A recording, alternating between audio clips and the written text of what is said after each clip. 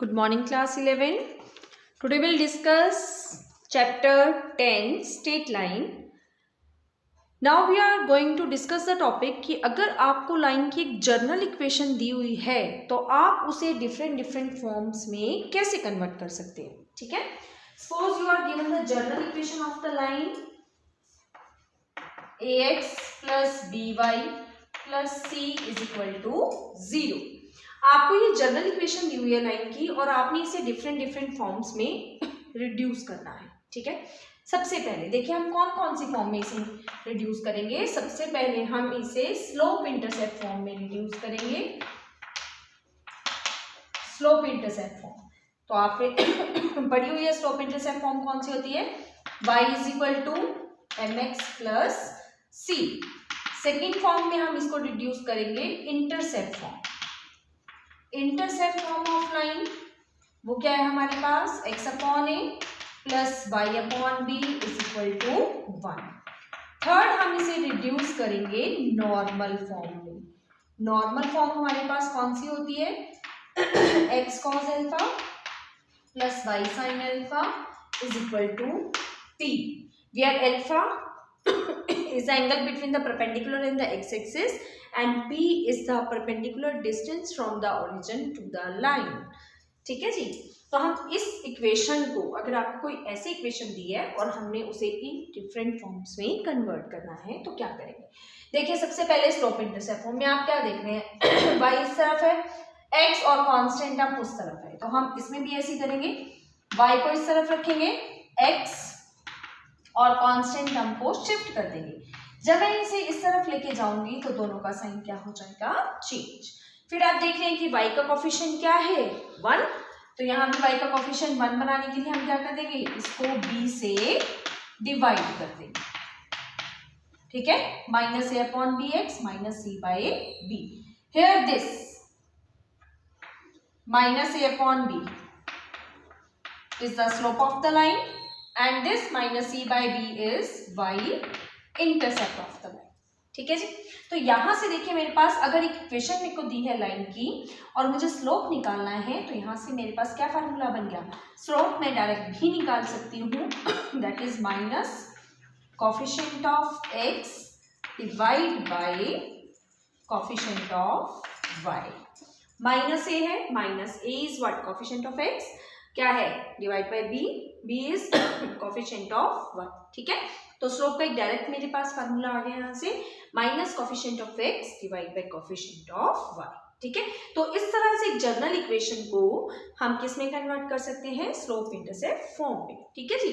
Second है आपके पास intercept form. तो इंटरसेप्ट फॉर्म में आप क्या देख रहे हैं कि x के अपॉन में a है, y के अपॉन में b है. ठीक है. मतलब कुछ कॉन्स्टेंट्स है एंड इज इक्वल टू 1. तो यहाँ पे हम क्या करेंगे? मुझे इक्वल टू 1 चाहिए. तो सबसे पहले मैं इस कांस्टेंट को उठा के उधर ले जाऊंगी. ax plus b y c plus का है, उधर जाके क्या हो गया? माइनस. ठीक है. तो अब इधर मुझे 1 चाहिए तो मैंने क्या किया? अपनी इक्वेशन को माइनस c से डिवाइड. ठीक है. तो ये आ गया. अब जैसे हम क्या करते हैं, अगर मेरे पास डिनोमिनेटर में कोई टर्म होती है तो मैं उसको न्यूमिनेटर में लेके जाती हूँ, उसका रेसिप्रोकल हो जाता है. तो ऐसे ही अगर इस a को उठा के मैं नीचे लेके जाऊंगी डिनोमिनेटर में तो इसका भी क्या हो जाएगा? रेसिप्रोकल. a था तो नीचे डिनोमिनेटर में 1 बाय a बन के चला जाएगा. y minus c by b और यहाँ आ गया 1. ठीक है. तो ये चीज, this one, this is your intercept on x axis, this is your intercept on y axis.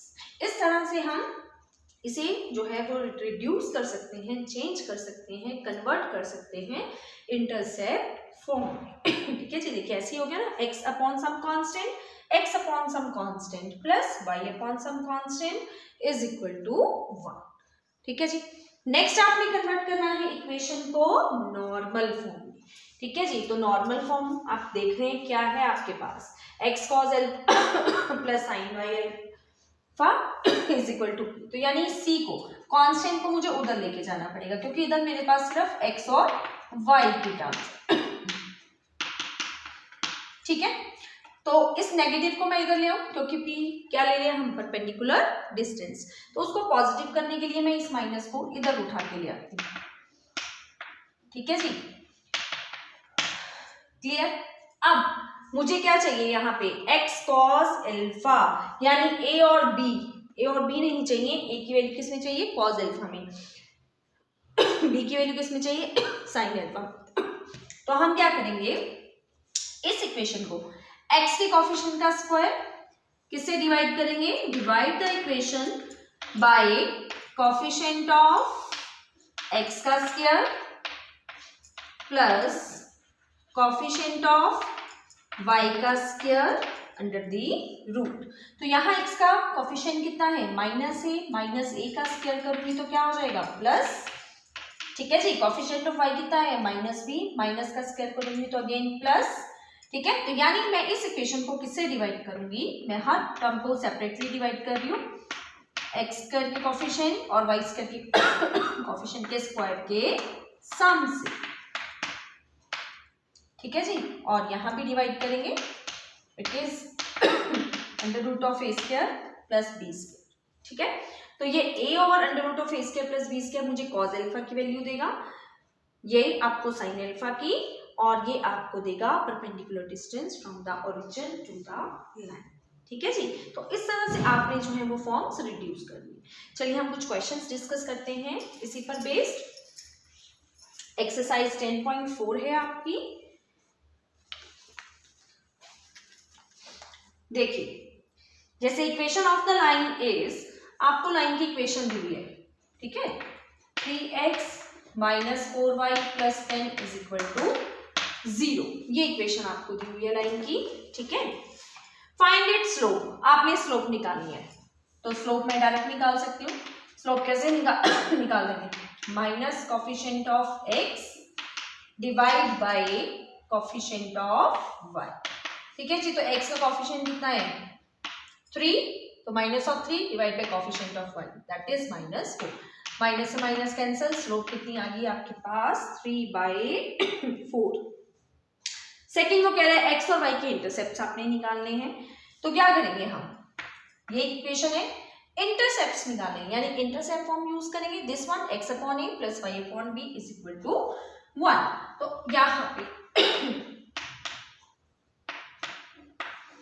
We have this equation, 10 plus का है, इसको उधर शिफ्ट करेंगे तो क्या हो जाएगा -10।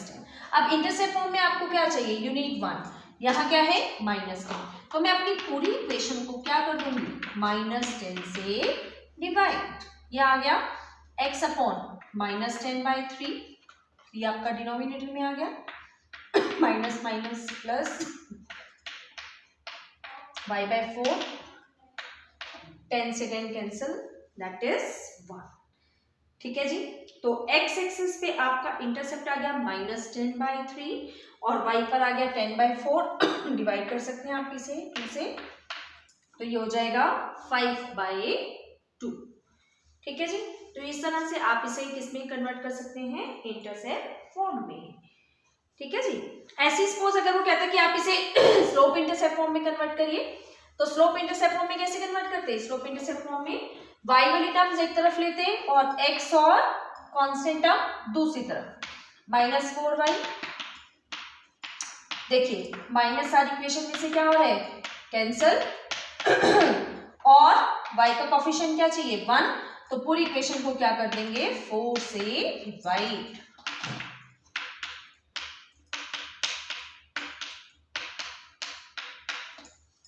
ठीक है जी, तो y is equal to 3/4x plus 5/2, ये आपकी कौन सी इक्वेशन आ गई, इसमें कन्वर्ट किया मैंने स्लोप इंटरसेप्ट फॉर्म में।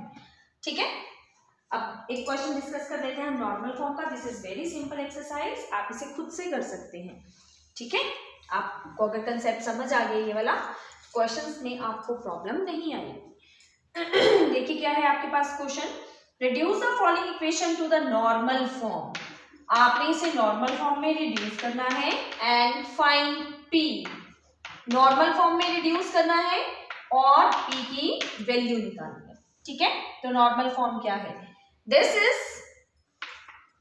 x प्लस 2y, सबसे पहले तो -1 है, इसको उधर ले गए, ठीक है, उधर जाके +1। फिर हमें क्या करना होता है x के कोफिशिएंट का स्क्वायर प्लस y के कोफिशिएंट के स्क्वायर से डिवाइड। 1 का स्क्वायर 1, 2 का स्क्वायर 4, √5। √5 से हम इसे क्या करेंगे, डिवाइड। ठीक है, तो ये आ गया 1/√5 x, 2/√5 y, 1/√5। So this is your cos alpha, this is your sin alpha and this one is your p। ये आपके पास क्या आ जाएगा, p, that is perpendicular distance। ठीक है, जो उसने पूछा है आपसे। ऐसे ही आपके पास है reduce the equation to the normal form and hence find the values of alpha and p। ठीक है जी, अब नेक्स्ट क्वेश्चन में वो आप कह रहे हैं कि नॉर्मल फॉर्म में रिड्यूस भी करिए, p भी बताइए और अल्फा भी बताइए। ये क्वेश्चन है आपके पास।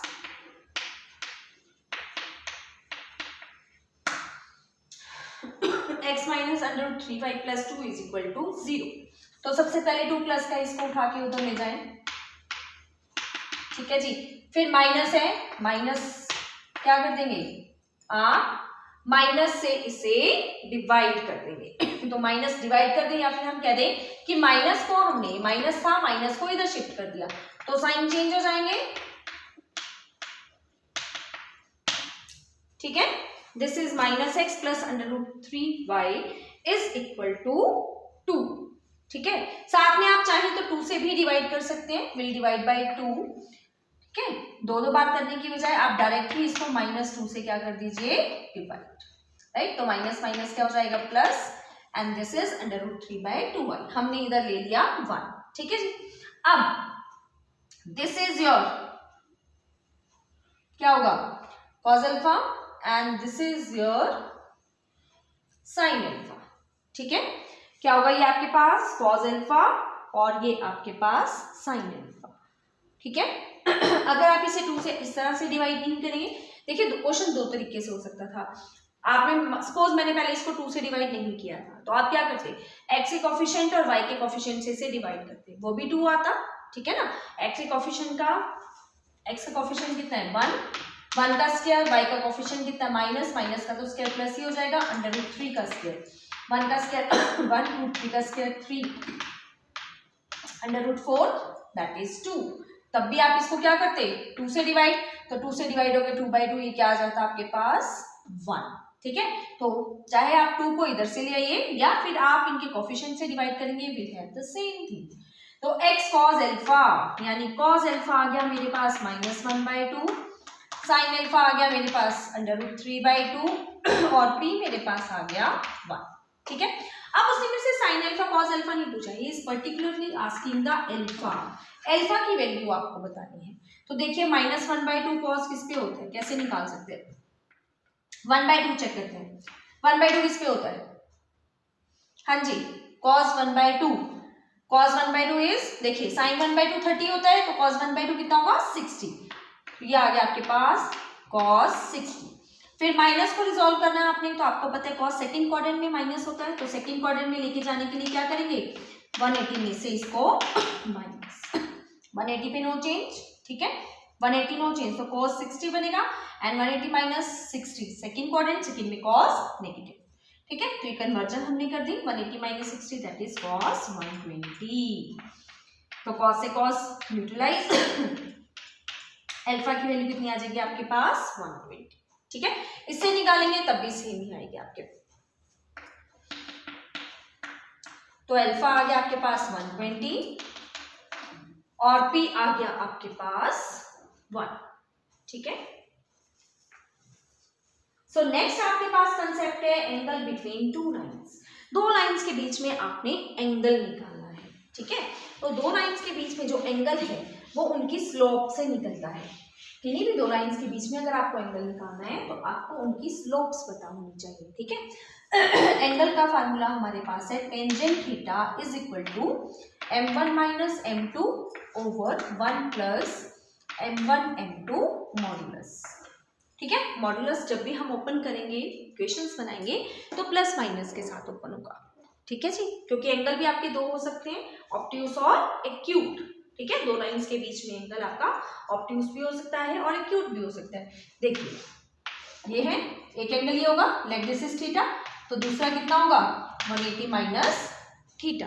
ठीक है, इसीलिए हम इसे किसके साथ ओपन करते हैं, प्लस माइनस के साथ। Again if two lines are parallel, यहां से भी हम देख सकते हैं अगर दो लाइन्स पैरेलल हैं तो उनके बीच में एंगल कितना होगा 0, यानी tangent 0, m1 minus m2 over 1 plus m1 m2। ठीक है, tan 0 if two lines are parallel, अगर पैरेलल है तो एंगल कितना होगा उनके बीच में 0 एंड tan 0 इज 0। तो ये चीज आपके पास,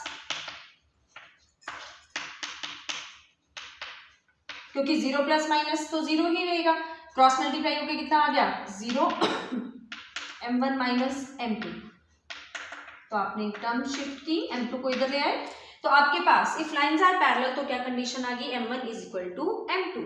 और ये कंडीशन हमने पहले पढ़ी हुई है कि अगर दो लाइन्स की स्लोप्स इक्वल होती हैं then the lines are parallel. तो यहाँ पे क्या है, लाइन्स पैरेलल है तो स्लोप्स इक्वल है, और अगर स्लोप्स इक्वल है तो लाइन्स पैरेलल है। So this is a vice versa result कि अगर आप लाइन्स पैरेलल ले रहे हैं तो स्लोप्स इक्वल होंगी, और अगर स्लोप्स इक्वल हैं तो लाइन्स पैरेलल है। ठीक है, ऐसे ही अगर दो लाइन्स आपके पास आ जाती हैं परपेंडिकुलर तो उनके बीच में एंगल कितना हो जाता है 90 degree, tan 90 is 1/0 that is infinity.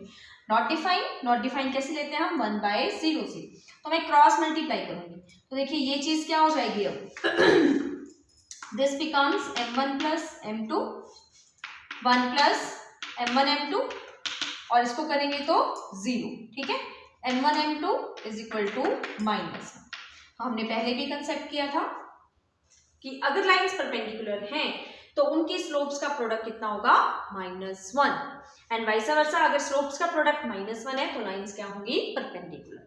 तो अगर मुझे दो लाइंस को पैरेलल दिखाना है तो मैं दिखा दूंगी उनकी स्लोप्स इक्वल होनी चाहिए, और अगर मुझे दो लाइंस को परपेंडिकुलर दिखाना है तो मैं दिखा दूंगी कि उनके स्लोप्स का प्रोडक्ट कितना होना चाहिए -1। ठीक है, तो देखिए अब 10.5 एक्सरसाइज है, इसकी कुछ क्वेश्चन डिस्कस कर लेते हैं हम।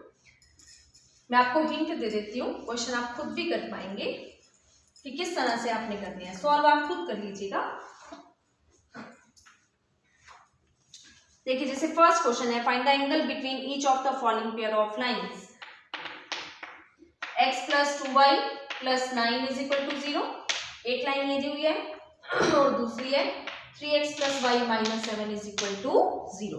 तो मैंने आपको बताया कि लाइंस के बीच में एंगल कैसे निकलता है, उनकी स्लोप से निकलता है। तो स्लोप क्या होगी, पहली लाइन का slope m1 minus coefficient of x divide by coefficient of y, यहाँ पे slope m2 minus coefficient of x divide by coefficient of y। तो m1 आ गया आपके पास -1/2, m2 आ गया आपके पास -3। Let theta be the angle between these two lines. तो tangent theta is क्या बनेगा, फार्मूला क्या है m1 minus m2 over 1 plus m1 m2। ठीक है जी, अब आप इसे क्या करेंगे प्लस माइनस के साथ ओपन करेंगे। ठीक है, तो देख लेते हैं पहले हम सॉल्व करके। -1/2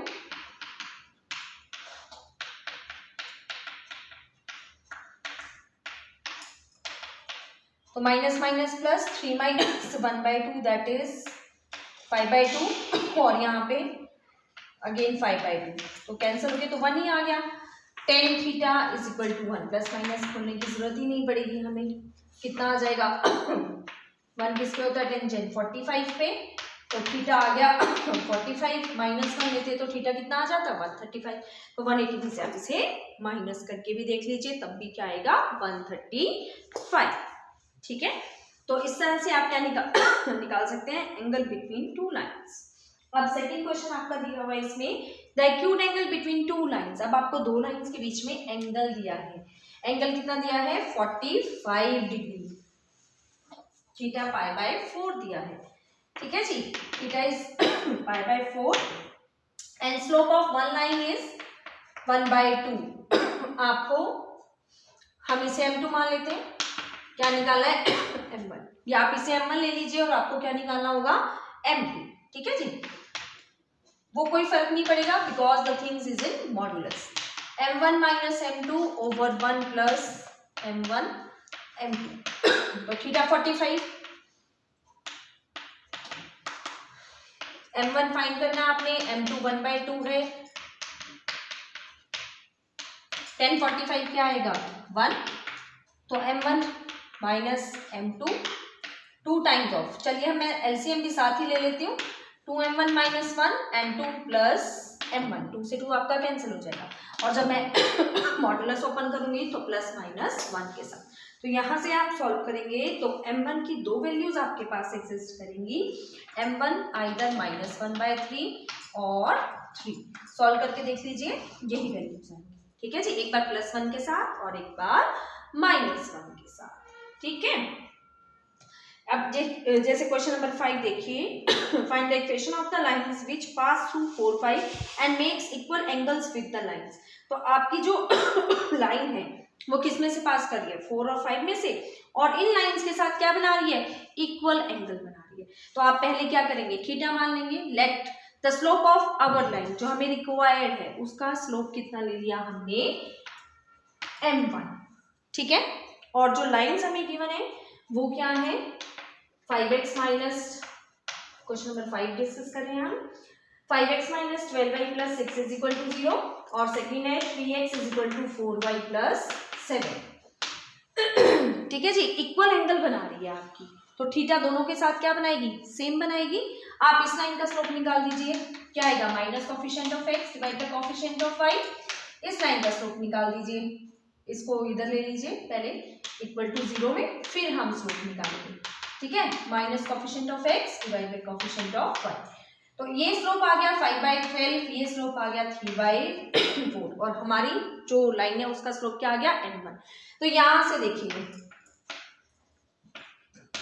tan थीटा दोनों के साथ एंगल क्या बना रही है tan थीटा सेम बना रही है, तो पहली लाइन के साथ क्या बनेगा m1 minus m2 over 1 plus m1 m2, ठीक है जी, दूसरी लाइन के साथ भी थीटा बना रही है, पर दूसरी लाइन का स्लोप कितना है 3/4, तो m1 m2 over 1 plus m1 into m2, तो दोनों ही tan थीटा है, तो दोनों को क्या कर सकते हैं वैल्यूज को इकट्ठा रख सकते हैं, सेम रख सकते हैं, प्लस माइनस के साथ आप इसे ओपन करेंगे, ठीक है, आप इसका एलसीएम ले लीजिए, ये आएगा 12 में बाय 5, 12 प्लस 5m1, और इसे आप सॉल्व करेंगे 4m1 प्लस 3, 4 प्लस 3m1, ठीक है, तो एक बार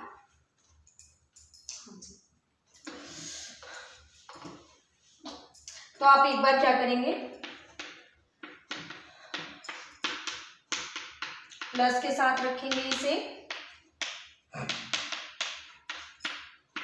और सॉल्व करेंगे,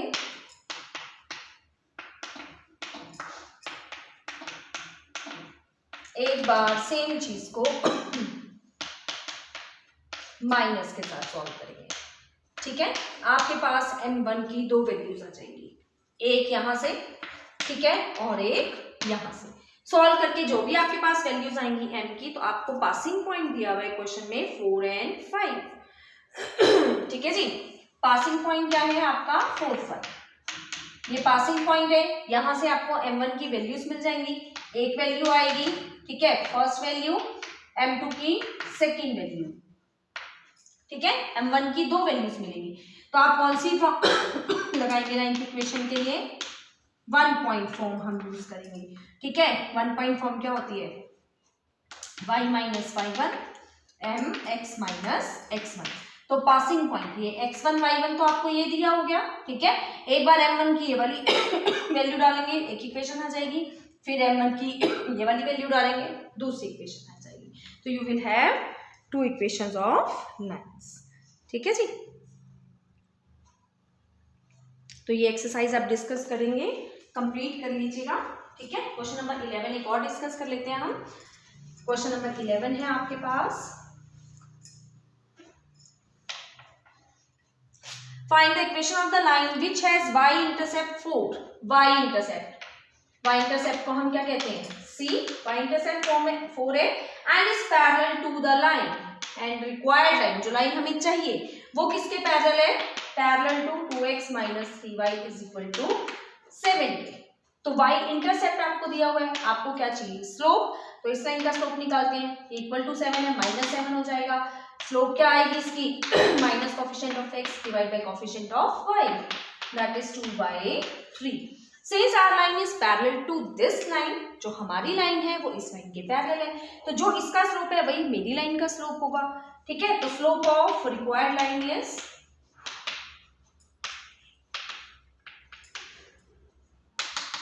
2/3। ठीक है, y इंटरसेप्ट आपको पता चल गया, स्लोप पता चल गई, तो इक्वेशन क्या आ जाएगी? 1 पॉइंट फॉर्म लगा देंगे हम, y माइनस y1। नहीं, आप इसमें स्लोप इंटरसेप्ट फॉर्म भी लगा सकते हैं क्योंकि डायरेक्ट आपको y का इंटरसेप्ट दिया हुआ है, तो फॉर्म लगा सकते हैं y is equal to mx plus c, m 2/3 और c कितना है 4। इसे सॉल्व करेंगे, you will have the equation of the line. ठीक है जी।